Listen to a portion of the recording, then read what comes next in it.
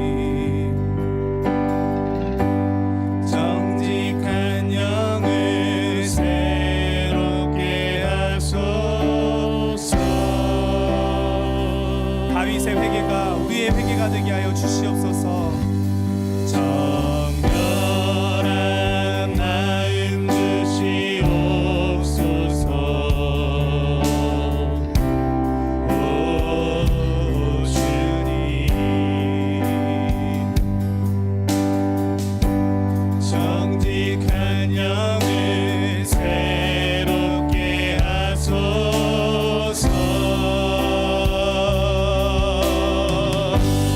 나를 주님 앞에서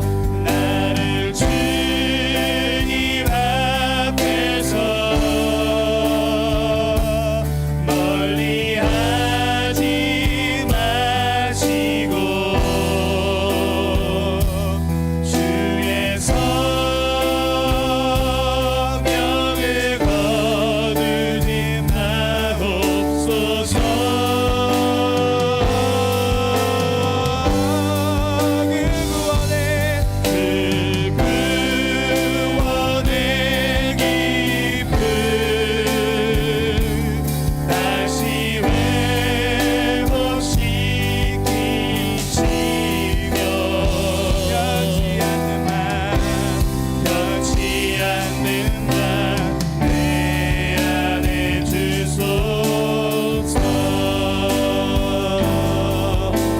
고백하시자. 정결한 마음 주시옵소서. 정결한 마음 주시옵소서. 오 주님, 정직한 영을 새롭게 하소서. 정결한 마음 주시옵소서. 정결한 마음 주시옵소서. 오 주님, 정직한 영을 새롭게 하소서. 믿음으로 선포하시자. 나를 주님 앞에서 멀리하지 마시고 주의 성령을 거두지 마옵소서.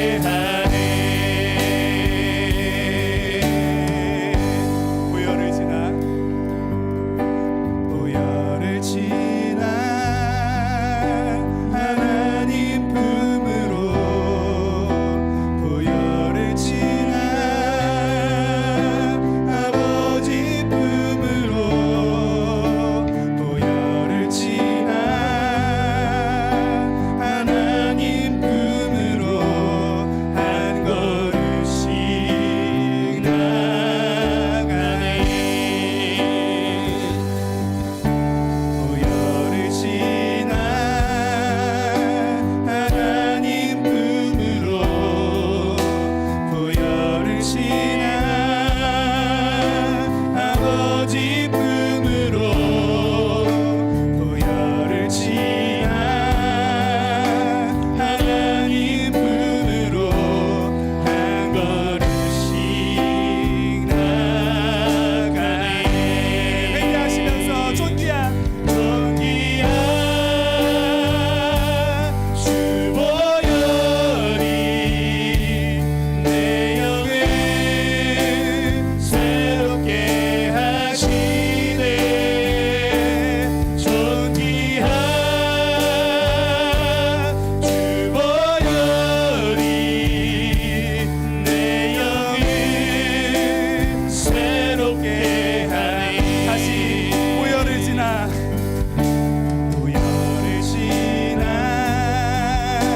하나님 품으로 보혈을 지나 아버지 품으로 보혈을 지나 하나님 품으로 한 걸음씩 나가네. 보혈을 지나 하나님 품으로 보혈을 지나 아버지 품으로 보혈을 지나 하나님 품으로 한 걸음씩 나가네. 시간 두 손을 드시면서 존귀한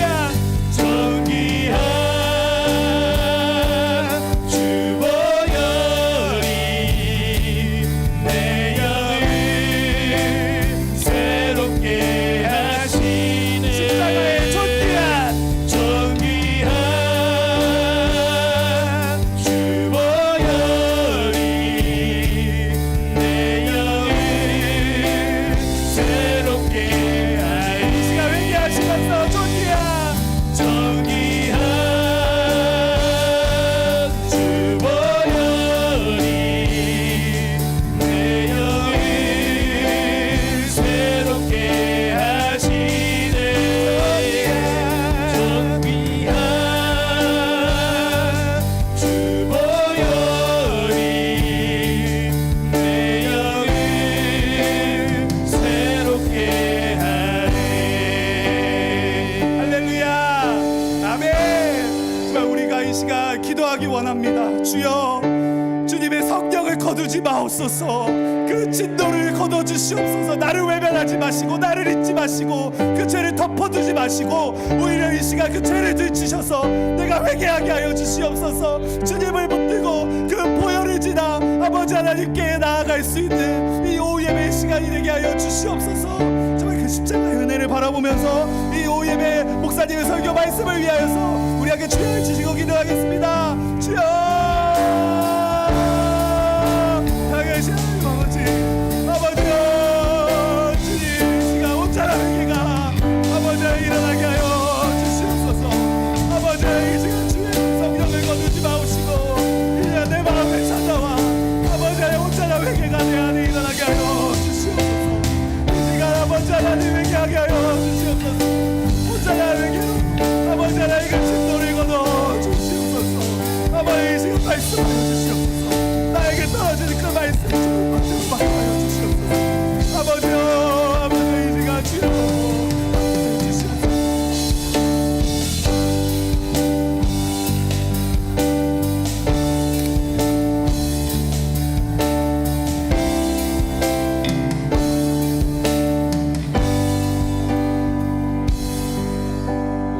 하나님 아버지, 주께서 이 귀한 시간도 저희들에게 은혜로 허락하셨으니 우리가 받을 만한 합당한 은혜를 경험하는 시간 되게 하여 주시옵소서. 예수님의 이름으로 기도합니다. 아멘. 우리 하나님 말씀 보겠습니다.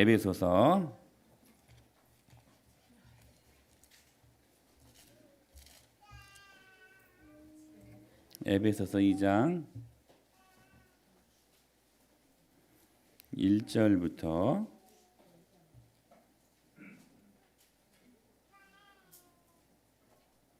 5절까지.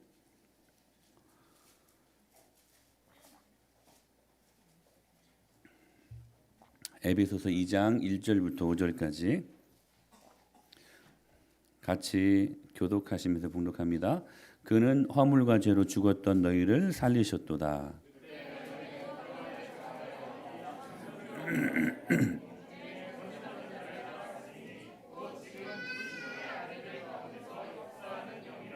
전에는 우리도 다 그 가운데서 우리 육체의 욕심을 따라 지내며 육체와 마음에 원하는 것을 하여 다른 이들과 같이 본질상 진노의 자녀이었더니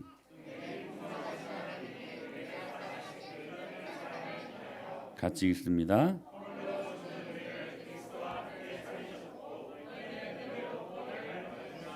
아멘. 할렐루야. 1절에 보니까 그는 허물과 죄로 죽었던 우리를 살리셨도다 이렇게 말씀을 하십니다. 우리의 정체가 뭐였냐면 허물과 죄로 죽었던 존재라는 거예요.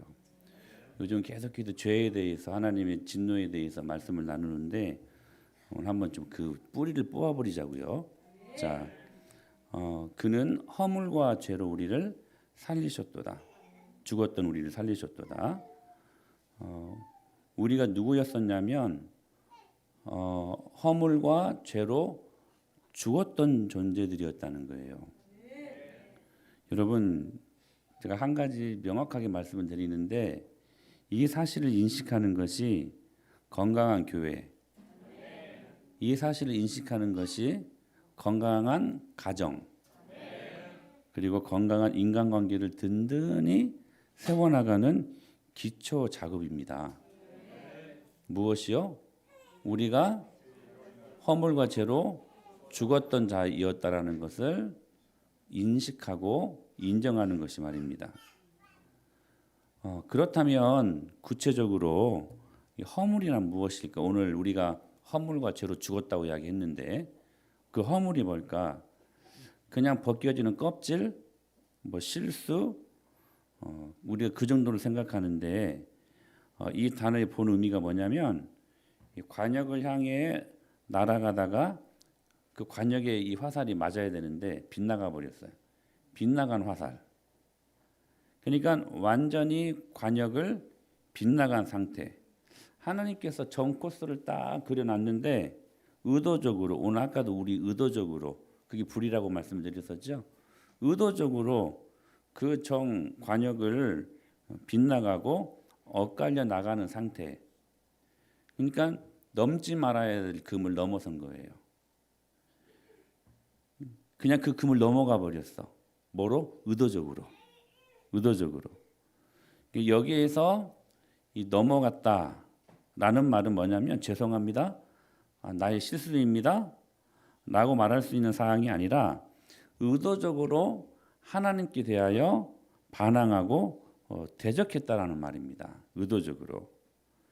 이게 분명히 그게 죄인 줄 알면서도 의도적으로 순종하지 않는 거. 이게 무섭다는 거예요. 이게. 그러면 누구도 그럴 거예요. 알면서도 모르는 척하는 게 죄라고 하니까 차라리 그냥 저 몰라버렸으면 좋겠습니다. 옛날 하륜이 같았으면 그렇게 이야기할 수 있었을 것 같아. 요즘 많이 변했어.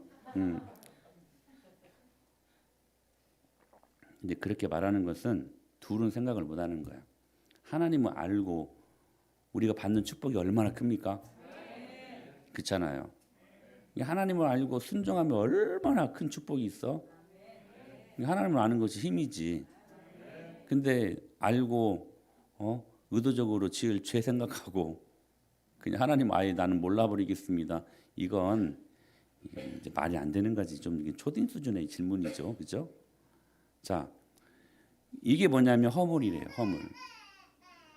그러니까 허물은 엄마 어딨냐, 엄마. 이게 뭐냐면 허물은 그냥 나의 실수입니다. 나의 미스테이크 이게 아니라 의도적으로 짓는 죄라는 거예요. 여러분 의도적으로 짓는 죄 범하지 마세요. 예? 그러니까 모른 척하며 살지 마세요. 하나님 모른 척한다고 하나님 안 계신 것도 아니고 여전히 그분은 살아 계시고 이게 허물이에요. 근데 그 허물로 우리가 죽었었대요. 죽을 수밖에 없었다는 게 아니라 죽었대요.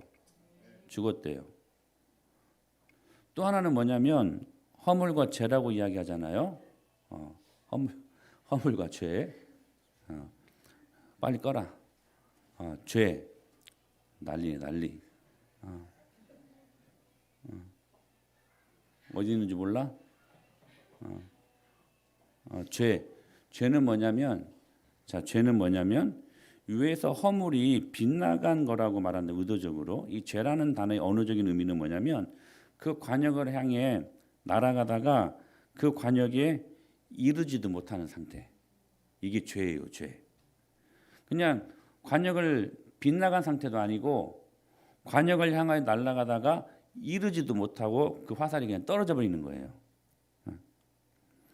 그러니까 우리가 최선을 다해서 막 실력을 다해서 우리 인간의 모든 의, 모든 교육, 모든 하이테크니까지 다 포함해서 인간의 철학과 인간의 어떤 이데올로기, 인간의 모든 선이라고 하는 모든 것을 몽땅 모두 모아가지고 있는 힘을 위해 다해서 관역을 향해 쏘았는데 관역 근처까지 날아가지도 못한 상태.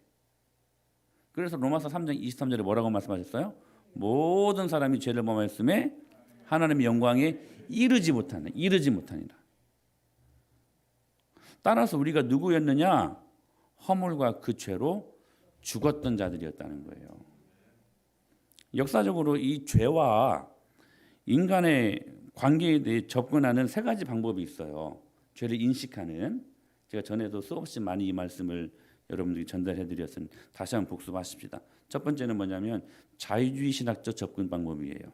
뭐냐면 자유주의 신학자들은 죄를 타락이라는 단어로 설명하지 않고 상승작용이라고 설명합니다. 하나님께서 동산 중앙에 있는 선악과를 따먹지 말라는 그 말씀, 뭐라고 말씀하셨어요? 먹는 날에는 반드시 정령 죽으리라 말씀하셨는데 그때 인간이 그 열매를 먹으면서 죄를 짓습니다. 그렇죠? 근데 그거로 인하여 우리가 타락했고 원죄를 범한 것인데 이 자유주의 신학적인 접근 방법은 뭐냐면 그것이 죄를 지은 것이 아니라 하나님의 속박으로부터 진정한 자유를 향한 위대한 발걸음이다. 이렇게 주장을 하는 거예요. 그럴싸하지 않습니까? 오히려 선악과를 따먹은 그 행위가 인간이 자유를 향하여 내딛는 위대한 발걸음이었다는 거예요. 옛날에 하륜이 같았으면 이런 질문까지는 그래도 조금 너무나 하륜을 제가 지금 많이 변했기 때문에 하는 말씀이야. 자, 여러분 봐봐요. 정말 하나님의 속박을 벗어나서 우리 마음대로 하는 것이 아니 정말로 내가 원하는 것 하고 싶은 대로 다 하면서 살면 여러분 정말 자유하십니까? 그렇게 살아가지고 망해가지고 돌아온 분들 많잖아요. 안 그래요, 여러분? 응? 하리나 그치?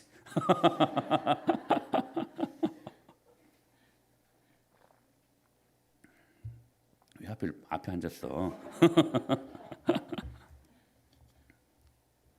자, 보세요.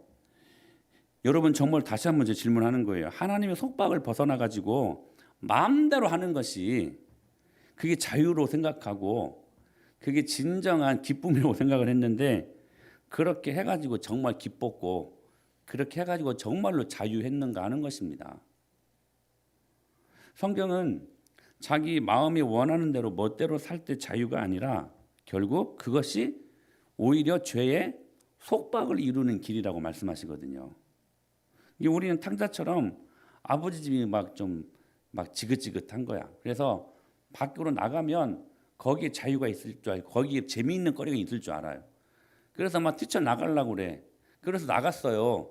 그럼 거기도 진짜 기쁘고 즐겁고 영원한 기쁨이 있어야 되잖아요. 결국 그 탕자의 상태에 결국 뭐였어요? 돼지들이 먹는 쥐염열매도 못 먹어가지고 굶어 죽어가고 있는 상황이었다는 거예요. 여러분 인생의 불행의 시작이 어디에서 나온다고요? 하나님 밖에서 행복하려고 하는 순간 나타나는 거야. 응? 그러니까 자유주의 신학적 접근 방법은 이거예요. 응? 죄가 오히려 우리를 속방으로부터 우리를 자유케 했다. 응. 근데 오히려 죄는 우리를 더 올가매는 우리를 죄의 노예를 만들어 버리지 않습니까? 저는 이 접근 방법은 별로 걱정하지 않아요. 그렇죠? 누가 봐도 이건 사단이요 뿔 달고 날라오는 것처럼 이건 너무나 명확해. 이건 진짜 아니라는 거 다 알잖아요. 그렇잖아요? 이건 잘 안 넘어가. 이건 괜찮아. 근데 진짜 문제는 뭐냐면 두 번째 이 죄에 대한 접근 방법이에요. 소위 알미니안적 접근 방법이에요. 16세기 제이콥 알미니아누스라는 신학자에 의해서 시작된 알미니안주의인데 이건 뭐냐면 이거예요. 사람이 넘어진 거 사실이다. 죄를 지어서 타락한 거 사실이다. 이거 인정하는 거예요. 근데 문제는 뭐냐면 그 다음 같이 이렇게 말하는 것이 문제예요. 그 타락한 상태가 스스로를 회복하지 못할 정도로 망가지게 한 것은 아니다. 넘어진 거 인정한다. 타락한 거 인정한다. 그러나 스스로가 자기 자신을 구원해낼 수 없을 정도로 형편없이 망가진 것은 아니다. 이렇게 말을 하는 거예요.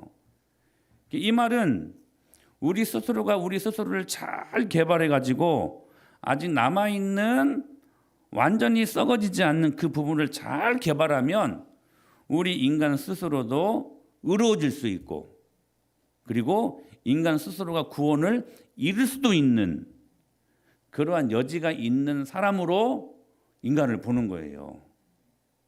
그래서 하나님이 배제된 우리 인간은 그 나머지 완전히 타락하지 않았기 때문에 그 여지를 가지고 인간은 긍정적인 힘을 갖고 적극적인 사고방식 갖고 하면 인간은 할 수 있다. 할 수 있다. 할 수 있어요. 낙심하지 마세요. 당신은 할 수 있습니다. 이렇게 고백하게 하는 것이 소위 알미니안주의적 접근 방법이라는 게 죄에 대해서. 그러니까 이 주의는 뭐냐면 우리 인간 안에 가능성이 있다는 게 가능성. 하나님이 없어도 스스로를 잘 개발하면 스스로를 근사한 사람으로 만들어줄 수 있다는 거예요. 그래서 이 사람들은 죄를 어떻게 여기냐면 실수로 병 정도로 생각해요. 여기서 말하는 질병은 뭐냐면 체했으면 소화제 먹으면 되는 거야. 진통이 있을 때 아스피린 먹고 타이레놀 먹으면 나을 수 있는 질병 정도로 어떤 아픈 증상이 있을 때 그게 암이라고 해도 그거 잘라내서 회복될 수 있는 증상의 질병 정도를 죄라고 보는 거예요. 그래서 이 죄를 어떻게 생각하냐면 질병이라고 생각해서 치료가 가능하다라고 이야기를 해요. 여러분 그럴싸합니까? 좀 헷갈립니까? 좀 맞는 것 같기도 하고 안 맞는 것 같기도 하고. 세 번째 죄에 대한 접근 방법이 있어요.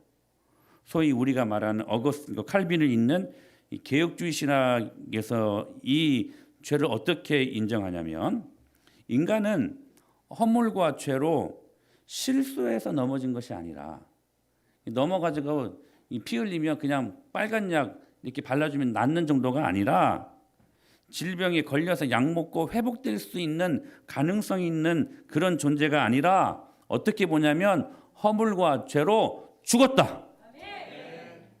죽었다. 이번 죽었다는 말이 뭐예요? 말 그대로 죽었다는 거야. 아무 반응, 아무 가능성, 완전히 죽은 거예요. 죽은 거. 소망이 없어요. 여기는 가능성 제로. 여러분 식물인간을 보셨습니까? 제가 언젠가 이 본문을 설교하면서 제가 말씀드렸었는데 몇 번만 뛰지요. 꿈쩍하지 못하는 상태. 이 식물인간이에요. 저희 어머니가 이제 그 식물인간 상태에서 돌아가셨는데 사촌 형님이 말 들어보니까요. 어느 순간에 조금의 반응을 하셨는데 눈을 뜨지도 못하고 전혀 움직임도 없는데 갑자기 이 사촌 형님이 큰 어머니에게 습관적으로 기대하지 않고 무슨 말을 했는데 예스 노를 눈꺼풀로 움직이는 그런 반응을 보이기 시작하더랍니다. 한 번 움직이면 예스, 두 번은 노.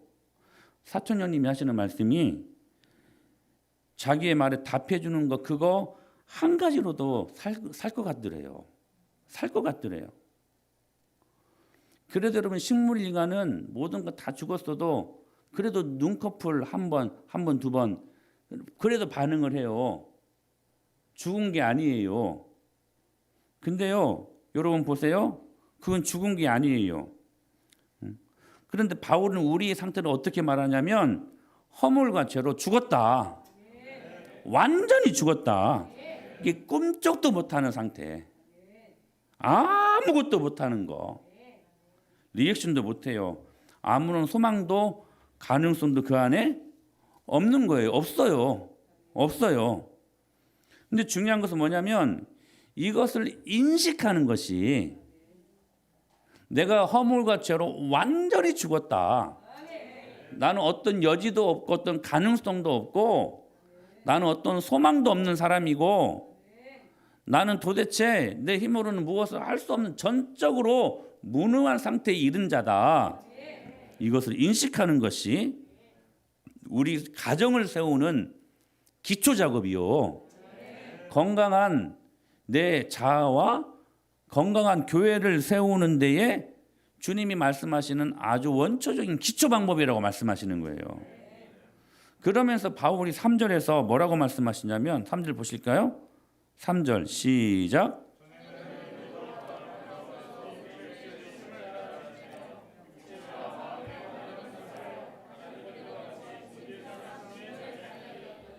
지금 확인사살하는 거야. 허물과 죄로 죽었는데 3절에 보니까 그 존재인 우리들이요 본질상 진노의 자녀였대요.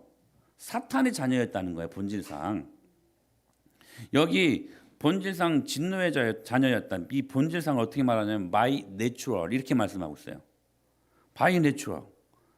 이게 무슨 말이에요? 우리는 태어나면서부터 허물과 죄로 죽은 존재들. 우리가 죄를 이게 참 중요한 말. 저를 보세요. 죄를 짓기 때문에 죄인이 아니라 죄인이기 때문에 죄를 짓는 거라는 거야. 태어나면서부터 우리는 허물과 죄로 완전히 죽었던 존재. 이게 태어나면서부터 우리는 하나님의 진노를 받았던 존재라는 거예요. 다른 구석, 다른 가능성은 조금도 없는 본질상 아예 태어나면서부터 뼛속 깊은 곳부터 나의 피와 나의 살은 이미 본질상 하나님의 진노를 받을 만한 자로 태어났다라는 거예요. 그러니 여러분 우리에게 무슨 소망이 있어요? 이게 전에는 우리가 예수님 믿기 전의 모습이야 이게. 우리가 예수님 믿기 전에는 이런 상태였어요. 근데 이런 상태였는데 예수님 믿기 전에 이거 몰랐지. 자기가 잘난 줄 알고 막 모든 거 뭐 할 수 있다라고 생각하고 막 내가 지혜를 잘 짜가지고 공부하면 막 될 것 같고 막 사업하면 막 성공할 것 같고 막 기세 등등 하나님을 제대로 예수님을 제대로 믿기 전에는 이렇게 살았어요. 자기가 무엇인가 가능성이 있는 사람처럼 무엇인가 할 수 있는 것처럼. 그런데 진짜 예수님을 믿고 나니까 그게 아니었어. 속았다. 그러니까 우리는 태어나면서부터 본질적인 죄인이었다는 거. 여러분 겸손하세요. 겸손하셔야 돼. 모르면 나 그거 이해할 수 없어요. 그러니 하나님 믿기 어려워요. 이런 자세로 하나님 앞에 취하지 마시고. 모르는 게 죄입니까? 모르는 걸 어떻게 해? 근데 중요한 것은 이거 그 다음이에요. 모르면 겸손하게 하나님 알려주세요. 그 전제가 뭐예요? 그 말씀대로 순종할게요. 순종을 다짐하고 저한테 알려주세요. 이해되게끔 도와주세요. 겸손하게 반응해야지. 겸손하게. 우리는 실존적 죄인이에요. 제가 언젠가 그랬잖아요. 누가 아이들을 천사 같대요?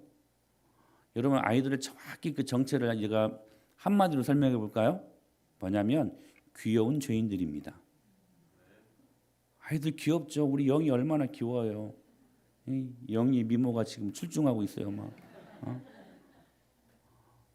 근데요, 귀여워요, 사랑스러워요. 근데 귀엽고 사랑스러운 죄인이야. 영이도 죄인이에요. 이 아이들이 처음부터 배우는 말이 뭐예요? 싫어, 내 거야. 우리 저기 시우 지금 말 잘 못하잖아요. 근데 한마디 쩌렁쩌렁 극명하게 선명하게 말하더라고. 싫어. 누가 그 가르쳐 줬어요? 제가 인격적으로 우리 유기산 집사님과 윤여정 집사님 어디 계셔? 윤여정 어디 있어? 두 분의 인격을 보면 막 따라다니면서 너 싫어라고 말해? 이렇게 분명히 가르칠 사람들이 아니에요. 근데 어디서 배웠는지 싫어부터 나와요. 좋아 이 말 안 하잖아. 엄마 아빠가 말하면 좋아 이렇게 말 안 하잖아요. 내 거야. 누가 뭐 이렇게 하면 내 거야라고 말해라? 누가 그렇게 가르치는 부모 있어요? 혹시 있어요? 없을걸요? 그러니까 태생적으로 우리는 죄인인 태생적으로. 제가 언젠가 말씀드렸던가요? 신혼이 어릴 때 설교 원문을 타이핑한 노트북을 어떻게 하다 보니까 신혼이 어떻게 장난치다 날려버렸어요. 다행히 저 논문 안 날리니라고. 뭐 설교 원문은 뭐 5장 6장밖에 안 되니까. 그런데도 이제 조금 다시 써야 되는 번거로움이 있어서 물어봤어요. 근데 신혼이가 분명히 날렸거든요. 봤거든요, 제가. 근데요, 안 날렸대요. 누가 거짓말을 가르칩니까? 굉장히 어렸을 때였는데 안 그래요. 죄인이라는 말이 태생적으로. 다윗이 고백을 해요. 그가 지은 죄가 있었죠. 간음, 살인, 인구조사. 간음, 살인 죄를 범하고 나서 통렬하게 회개하는 내용이 시편 51편에 기록이 되어져 있는데 여러분이 기대하는 그런 회개가 나오지 않아요. 어떻게 회개하느냐면 내가 간음하고 살인한 걸 용서해 주시오. 이런 회개 없어요. 그렇죠? 인구조사한 거 이렇게 막 구체적으로 그 제목들을 놓고 회개 안 했어요. 뭐라고 고백하냐면 이렇게 해요. 내가 죄악 중에 출생하였으며 어머니가 죄악 중에 나를 잉태하나이다. 자신의 죄를 어머니 죄로 지금 돌린 게 아니라 태생적 죄인의 속성을 본인이 지금 인정하고 기도하는 거예요. 바로 여러분 이 죄 때문에 우리가 얼마나 하나님의 형상을 가졌던 사람들이 괴물이 돼버렸는지. 죄 그러면 저 어느 구석에 붙어있는 정적인 존재라고 생각하지만 그렇게 생각하면 큰 오산이야. 죄는 여러분 절대로 정적인 존재가 아니에요. 죄만큼 강력하고 죄만큼 활동력 있게 죄만큼 폭군처럼 우리를 붙잡아 흔들어대는 능력이 없어요. 이게 죄가 가져다주는 근본적인 특징이야. 여러분 죄는요 능력입니다. 그래서 죄가 우리를 노예같이 딱 잡아가지고요 우리 가정을 흔들어버리고요 교회를 흔들어버리고요 공동체를 흔들어버리는 거예요. 이 죄가 어떤 영향력을 가지고 있습니까? 3절 말씀 다시 한번 3절 전에는 시작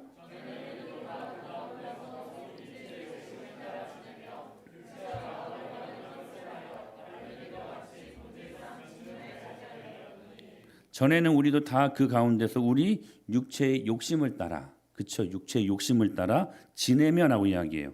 죄가 우리에게 어떤 영향력을 가져다 주냐면 아주 강력한 영향력인데요. 육체의 욕심을 따라 어떻게 하게 했다? 지내게 했대요. 육체의 욕심을 따라 행하게 한 것이 아니라 이 행하게 했다라는 것은 그냥 일시적인 한 번의 행위예요. 근데 지내게 했대요. 지내기 영어로 live 지내기 그렇게 살게 있다는 거예요. 이 말은 무슨 말이냐면 제가 계속 말씀드리잖아요. 라이프 스타일을 말하는 거예요. 죄는 우리를 붙잡아 흔들어서 한 번 넘어뜨리려고 끝나는 것으로 중단하지 않고 우리의 삶 속 여러분 라이프 스타일이 어디에서 나나요? 한 번 갖고 나타나는 게 아니잖아요. 라이프 스타일은 반복적으로 수없이 그래서 라이프 스타일 다른 말로 문화라고 하죠. 문화가 뭐예요? 생활 양식, 삶의 양식. 이것은 한 번으로 된 거 아니에요. 10번, 100번 어떻게 살다 보니 그게 문화가 돼버린, 라이프 스타일이 돼버린 거예요. 이게 죄가 가져다주는 아주 강력한 영향력이라는 거예요. 제가 여러분 말씀드렸었잖아요. 어떤 사람이 어떤 상황 속에서 짜증을 냈어요. 소위 폭발을 했어요. 그럴 수 있죠. 스트레스 받으면. 이해가 돼요. 그러나 막 그렇게 하면 안 돼 또. 그렇죠? 그렇게 하면 안 돼요. 근데 중요한 것은 뭐냐면 그 비슷한 상황에서 또 그래. 2번 그래. 10번 그래. 30번 그래. 50번 그래. 그러면 어느 순간 그것은 그 사람에게 있어서 라이프 스타일이 돼버린 거예요. 한 번에 한 거 갖고 말하고 하는 게 아니에요. 지금 뭐라고. 어떤 사람은 늘 비판적이에요. 그럴 수 있어요. 비판적일 수 있죠. 의협심이 그럴 수 있어요. 불평, 원망, 그리고 막 비난하는 거. 근데 여러분 보세요. 그 상황 속에서 또 비판하고 그 상황 속에서 또 불평하면 이것이 한 번이 10번이 되고 20번이 되고 어느덧 50번이 되고 100번이 되면 그건 그 사람이 있어서는 죄에 대한 라이프 스타일이 돼버린 거예요. 죄가 문화가 된 거예요. 문화. 저는 여러분 굉장히 중요한 말씀이에요. 여러분의 가정이 순종하는 문화를 이루는 가정 될 수 있게 되길 바랍니다. 근데 어떤 가정은 교회를 다니는데도 불순종이 문화가 돼버렸어. 불순종이. 여러분 이건 심각한 거예요. 그건 내가 보통 결단 가지지 않고서는 그 문화를 깨트리기 어려워요. 그러니까 문화를 이루기 전에 여러분들이 결단하셔야 돼요. 결단하셔야 돼요. 또 한 가지 예배 시간에 여러분 은혜 못 받을 수 있어요. 1번, 2번. 근데 못 받으면 안 돼. 아니 웃을 일이 아니라 여러분 은혜 1번 안 받으면 그 일주일이 배려버려. 여러분 이거 심각하게 생각하셔야 돼요. 여러분 인생이 손해야 하기에. 여러분 인생이 손해라니까. 은혜 못 받아버리면요. 여러분 죽게 살기로 하고 은혜 받으려고 몸부림쳐야 돼요. 은혜 못 받으면요. 일주일 동안 무슨 힘 갖고 살아? 은혜 힘 갖고 살아야지. 말씀의 힘 갖고. 근데 그 은혜를 못 받으니까 무슨 힘으로 살아요? 내 힘으로 살잖아요. 내 힘으로 살 때 여러 가지 많은 일들이 거기에서 기생하는. 그것 때문에 평생 힘든 거예요. 그러니까 100번 양보해가지고 한두 번 주일 예배 은혜 못 받을 수 있다고 생각을 해요. 근데요 이게요 1번이 되다가 10번이 되다가 100번이 되고 그러면 여러분 은혜 받지 못해도 거기에 대한 아무런 감각이 없어요. 은혜 받지 못한 채 회개 없이 살아가요. 뭐가 된 거예요? 라이프 스타일이 된 거예요. 여러분 어떻습니까? 이게 죄가 가져다는 강력한 영향력이라니까요. 이런 죄악의 쓰나미 같은 상황 속에서 여러분 우리가 어떻게 구원받을 수 있어요? 어떻게? 해결책이 하나 있어요. 1절 말씀이 그 답이 있어요. 1절 말씀 같이 읽어요. 시작. 그는 허물과 죄로 죽었던 너희를. 할렐루야. 여러분 저를 보세요. 여러분 전적으로 타락하고 전적으로 무능해지고 전적으로 부패한 우리들에게 무슨 소망이 있어요? 여러분 무슨 소망이 있을 것처럼 착각하는 그 자체가 교만 아닙니까? 어디 해결책이 있냐는 거예요. 없어요.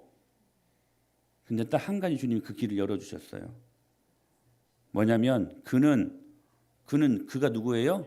예수님이 허물과 죄로 죽었던 우리를 어떻게 하셨어요? 이게 답이에요. 이게 답이야. 이거밖에 없어요. 우리에게 필요한 것이 아스피린 빨간 약이 아니에요. 우리에게 필요한 것은 뭐냐면 너희를 살리셨도다. 십자가와 부활밖에 없어요.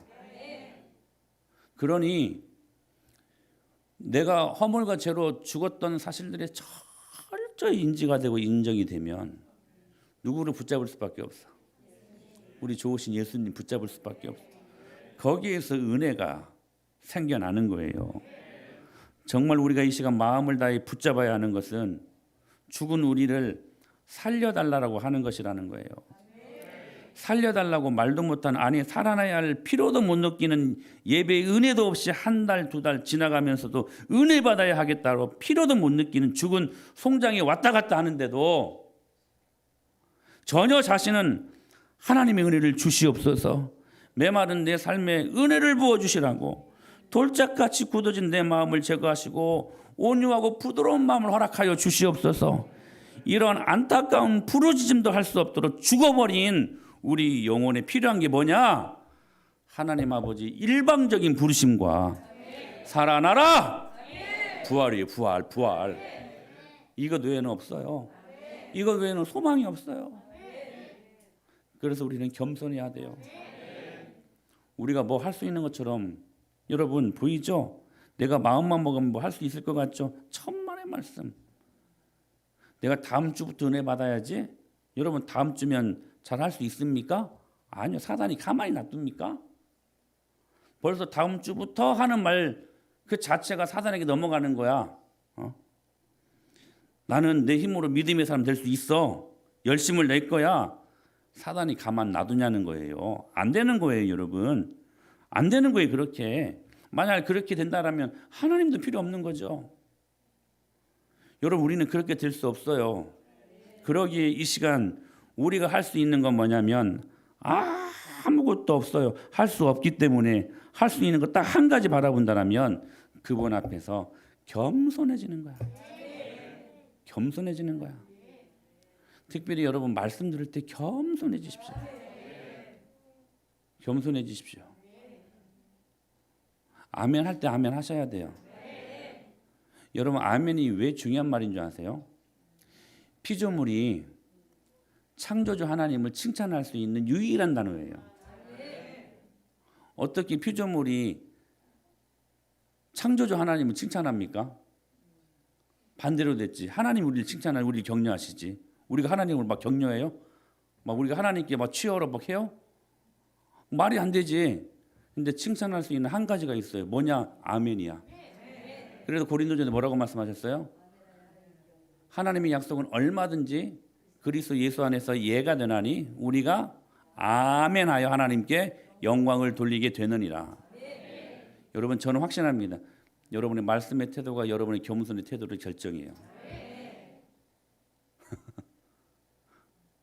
까불지 마세요. 이런 말 할 때는 웃으면서 해야 되겠죠. 말씀 들을 때 들리지 마시고 건방 떨지 말고 겸손하게 들어. 겸손하게 들어요. 어떨 때 설교할 때 보면 정말 좀 격한 표현으로 가짠치도 않아. 사랑하는 여러분, 말씀 앞에 겸손하셔야 돼요. 말씀 앞에서 할 수 있는 건 그것밖에 없다니까요. 하나님 우리를 겸손하게 하여 주옵소서. 죽은 송장이 뭘 할 게 있어. 우리가 허물과 죄로 죽었는데 안 그래요? 여러분이 이 능력의 말씀을 받을 때 살아나는데, 그러니까 어찌 보면 네 가지 마음 같은 여러분의 태도를 결정하는 거예요. 태도를 순전한 마음으로 하나님의 말씀을 받도록. 사랑하는 여러분, 이걸 모르니까 은혜 받고 돌아가는 것을 몰라요. 이걸 모르니까. 이걸 모르니까 그냥 졸리면 졸린 대로 그냥, 우리 애들은 그냥 졸린 대로 그냥 자잖아 지금. 저에게는요 특별한 능력이 있어요. 설교하면 아이들, 우리 현이는 입 벌리고 자잖아 지금. 재워버리는 능력이 있어요. 그런데 그건 아이들이고, 여러분 안 그래요? 그건 아이들이나 하는 것이지. 그냥 잠으면 그냥 눈 감아버리고, 피곤하다고 하면 피곤한 대로 그냥 말씀을 안 들어버리려고 하고, 그 말씀들을 순종하기 싫으면 내가 선택적 순종하고 싶은 것만 듣고, 그렇지 않으면 그냥 귀 닫아버리는. 여러분 저한테 혼나는 게 괜찮아. 저한테 혼나는 것은 제가 뭐 이렇게 혼내고 말고 제가 뭘 해야 내가 그렇잖아. 응? 근데 여러분 뭘 제가 빼앗아 와 뭘 해? 근데 이 말씀 듣고 회개할 수 있다면 하나님이 여러분 손대시기 전에 오늘 물두멍 회개하지 않으면 주님이 분노하시면요. 여러분 무서운 하나님을 보실 줄 알아야 돼. 우리가 너무나 사랑의 하나님만 생각했지 무서운 하나님, 진노하시는 하나님. 여러분 하나님이 한번 진노해 버리시면 여러분 창세기 6장을 보세요. 노아 8 식구 말고 그냥 지구를 꾸깃꾸깃 완전히 찢어놔 버렸잖아요. 하나님이 바벨탑을 하나님이 그냥 일순간에 다 그냥 쓸어버리잖아요. 그 하나님의 심판이 여러분 얼마나 무서운 것인가 여러분들이 알아야 돼요. 그래서 기회 있을 때 회개하고 돌이키면 복이에요. 복이야. 오늘 나사로야 살아나라. 그리고 나오노라 하면 살아나고 나가는 거야. 예수님 우리 어떻게 살리셨어요? 여러분을 죽여놓은 그 모든 허물과 죄를 다 끌어모아다가 하나도 남김없이 다 긁어모아서 여러분의 세포 하나까지도 모든 죄를 다 긁어서 그분이 대신 우리가 그 죄 때문에 죽어야 되는데 우리 살리시고 그분이 대속 번제단 대속의 은혜 할렐루야. 십자가에서 완전 무결하게 우리 죄를 청소하지 않았습니까? 그 모든 고난을 지시고 십자가의 죽으심으로 우리를 부활시키신 좋으신 하나님. 여러분 그것이 우리에게 있는 유일한 소망이고 오직 한 가지 소망이라는 거예요. 그것이 삐그덕거리는 우리의 가정을 살리고 우리의 모든 인간관계를 살리고 죽었던 우리를 살려내는 능력이라는 거예요. 그 주님 앞에 겸손하게 다 합작 엎드려져서 야고보서 4장에 이런 말씀 있잖아요. 주 앞에서 낮추라. 그리하면 주께서 너희를 높이시리라. 할렐루야. 이것이 허물과 죄로 죽은 우리를 살리신 그분에 대한 우리의 태도라는 거예요. 기억하시고 말씀 앞에 세워지는 저와 여러분이 될 수 있게 되기를 축원합니다. 기도하겠습니다. 하나님 아버지 허물과 죄로 완전히 죽었던 우리를 그리스도 예수 안에서 십자가와 부활의 능력으로 살리신 주님, 그러므로 주 앞에서 낮추라. 그리하면 주께서 너희를 높이시리라. 죽은 우리가 뭘 할 수 있고, 죽은 우리가 무슨 말을 할 수 있고, 죽은 우리가 무슨 분노를 할 수 있고 화를 낼 수 있으며, 죽은 우리가 내 자신의 그런 주장을 어떻게 낼 수 있고, 하나님 아버지 죄와 허물로 죽은 우리를 살리신 예수 그리스도 앞에 겸손한 모습으로 믿음으로 세워지는 저희들 되게 하여 주시옵소서. 나사로야 살아나라. 나오너라. 하나님 그 말씀대로 순종할 줄 아는 저희들 되게 하여 주시옵소서. 예수님의 이름으로 기도합니다. 아멘. 우리 하나님께 영광의 박수 올려드립니다. 아멘. 근데 오후 예배는 이렇게 같이 예배드리니까 너무 좋네요. 빨리 이런 날이 올 수 있도록. 요즘은 용인시청 직원이 안 나오더라고.